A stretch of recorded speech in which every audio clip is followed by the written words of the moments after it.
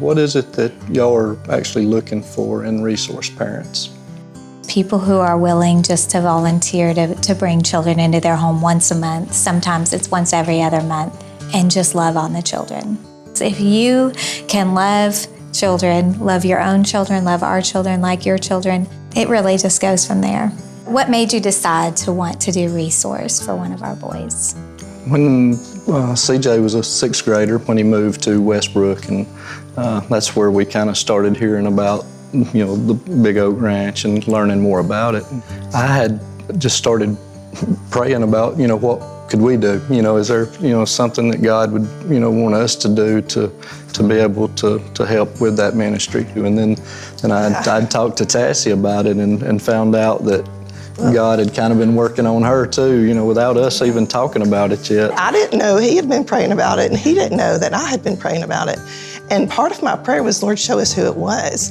He had a specific child in mind, and it just kind of was cool that it was a boy that was the same age as our son. I see Jesse, he's all smiles. He's always all smiles, I remember when he wouldn't look up and look you in the eye. He's engaged. He's plugged in at the school. He looks like he's just loving life. And I know a lot of that is just having a support system like y'all. When we talked to our kids about it, they were excited about it. They said how they took him in and just like it was, like he was their brother. I mean, that's what's been so awesome to watch, is how they've all grown and seen how that relationship has developed between them.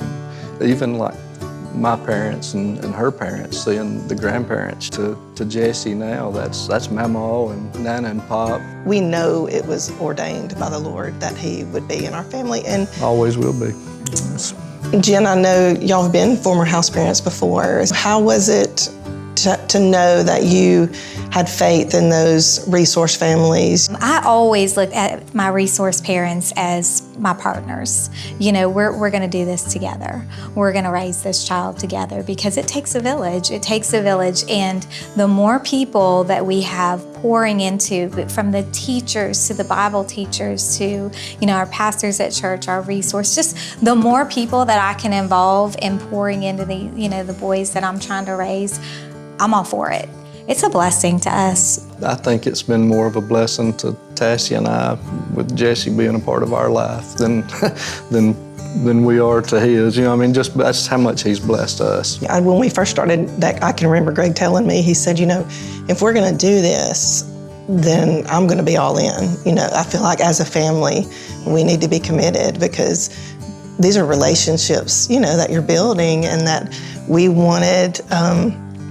wanted Jesse to know that he is a part of our family. He's not just, hey, you're here for the weekend, right, see you later. That was not our goal. Our goal was to love him, respect him, bring him in, and have that commitment. So I think. And that is a good point. It is a all-in, whole family commitment for sure. So you guys have done this resource parenting 5 years. You've talked about how you've been blessed by it. Tell me, how has it enriched your lives? How has it changed your family? We didn't change anything. We were raising our kids in a godly home, and now we just brought in another kid and trying to raise him the same way we would our kid. Every time he's there, it's, he's treated exactly the same. We all have different purposes, and you serve at your church, and you serve in your job, and God gives us all different areas to serve in. And I really believe that this is an area that God placed us in. And anybody who God has placed that on your heart or tugged at your heart, it doesn't take perfection, because we are the least far from perfection. It just takes love.